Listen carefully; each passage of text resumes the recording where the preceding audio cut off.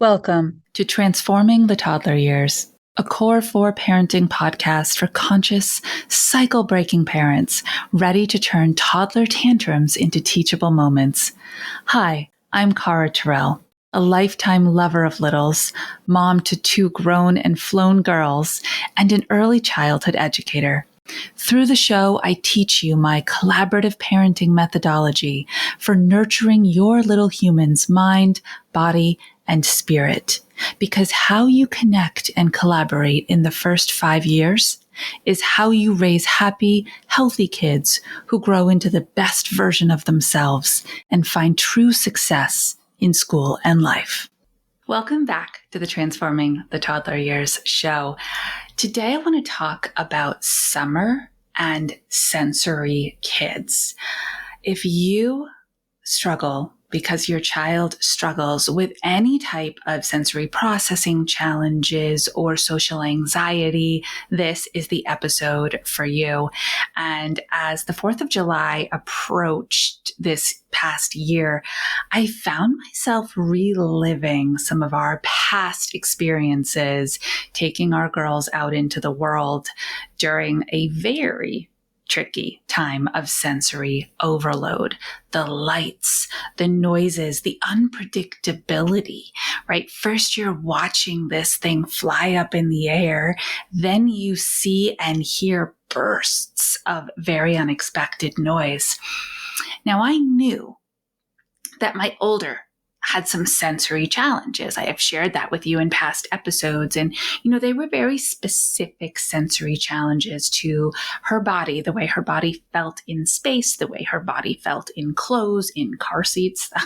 If you missed that episode, go back because that one is worth it. But I want to share that all kids can be triggered by these very unexpected, massive sensory moments, even if they don't have what we would typically consider a sensory processing disorder or challenge. I hate that word disorder. So my younger Miss Caroline, oh my gosh, in the general world, she was fine. She was our social butterfly. She would introduce us to friends down the beach that we didn't really want to meet. She could make friends anywhere. She didn't have social anxiety, and she definitely did not have sensory issues with her body either when it came to what clothes to wear or cart seat to sit in or any of that. But loud noises made her crazy. She would get terrified, hide behind my legs, push her little hands as far as she could onto her ears, trying to make it stop. And so I want to share a couple stories about Caroline, and then let's dig a little deeper into how we bring our collaborative parenting mindset into supporting kids like her, specifically in the summer when you're outside more and maybe even on vacation, right? Did you go to Disney? That's one of the stories. Okay, so before I get too far ahead of myself, which I tend to do, we had really, really good friends that would come up every 4th of July when our girls were younger. And they would always host this pretty epic party. And we knew not only were they going to do fireworks, they also had a cannon. Yeah, I'm not kidding. Like a legitimate, from some battle of some moment in our American history, which I know I should know, but I don't remember, cannon. And so the fireworks were crazy enough, but we knew that big, loud boom was coming at the end. And Caroline struggled. She struggled at 2, she struggled at 3, and I finally was just like, what am I thinking? Right? The expectation that she should be able to handle this, quote unquote, is ridiculous. Just because the other kids are outside running, playing, and frolicking and enjoying when it happens does not mean that I should expect the same of her. It clearly has a very different experience in her body and her emotions than it does for them. So I started making some adjustments, and I dug deep into the who of my little girl. And I said, I notice that when it gets time for fireworks, you get very worried and very scared, and your body goes behind mine and you grab my legs. I wonder if these are magical words, my friends. I wonder if staying inside and watching through the window would make it easier for you.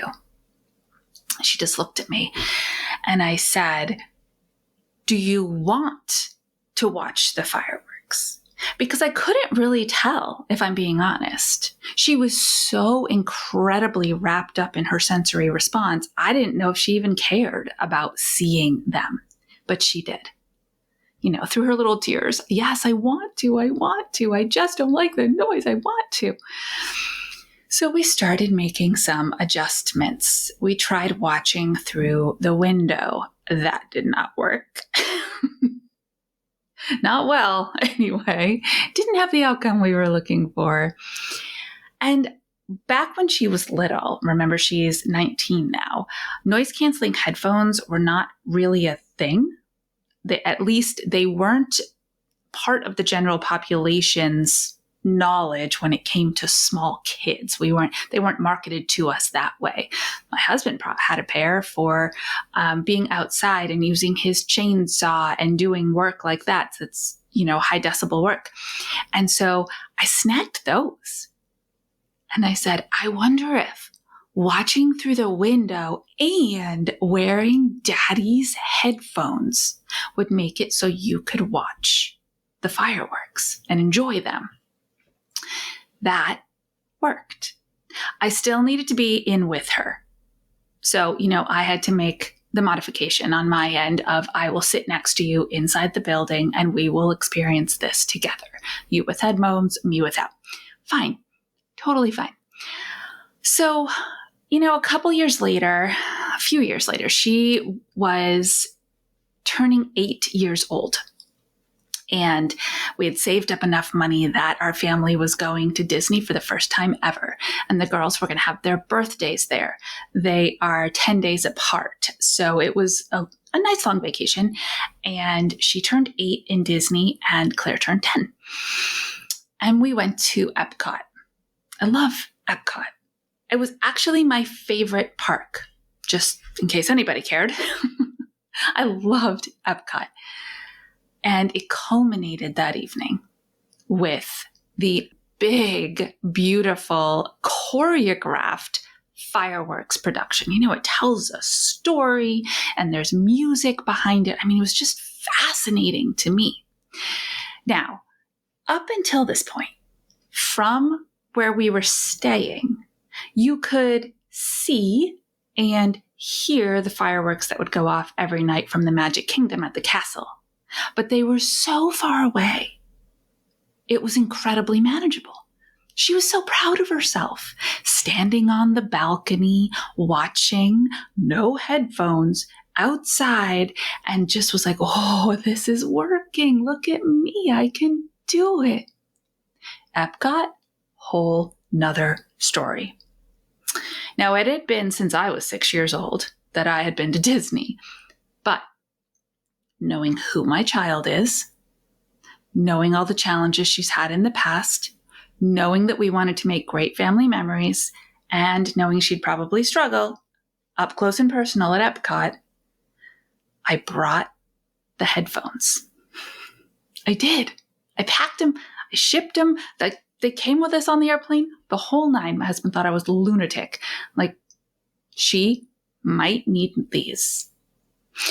Sure enough, the show starts. Now she's feeling pretty confident. And then kaboom. She's not. She's just turned 8-year-old on her knees behind my legs, gripping. Pull out the headphones. And she smiled at me. She lit up because she knew it was a strategy that had worked in the past. And I'll be honest, it wasn't perfect. It wasn't ideal. It did end up being a bit too much for her in the end anyway. But at 8 years old, we could talk about it, right? We could collaborate in conversation in a way that we couldn't when she was 2 or 3 or 4. And, it was manageable. Claire enjoyed it. Jeremiah and myself thought it was just the most amazing fireworks display we'd ever seen. And in the end, it remains a strong, positive family memory. But you have to go into these experiences, regardless of who your kids are and what their challenges are. Maybe it's not what I'm explaining. Maybe your kids react really differently to a different set of societal moments. And so you need to be ready. Remember what it was like. Come up with a new possible solution. Have it in your back pocket. The other thing I really want to point out about this evolution of Caroline's ability to tolerate fireworks displays is that I added on strategies as needed, and then I backed away, right? And then I took them back. Because she grew up, she evolved. We need to give them space again to grow into that next version of themselves who might be able to handle it without the modifications we've put in place. If we need them, they're there. But give your kid the benefit of the doubt. Let them try, because they may just be ready that time. And when we grow into those moments is when we grow into different versions of ourselves. If we continue to adjust the world, to modify the world to meet the needs of our then 2-year-old, except now they're 4, the unfortunate reality is that in trying to protect them, we very often define them as that kid who needs those headphones to do anything in the world that's loud. I didn't want that for her. I wanted her to be able to grow into someone who could say, when I was little, I needed, but now that I'm big, look at what I can do. Sensory kids and summer is a challenge. 100%. But you are here for it. I know you are. You are conscious, you are collaborative, and you are someone who asks for help if you need it. So please, if you need it, ask for it. Grab a complimentary connection session with me. Use the link in the show notes and let's talk.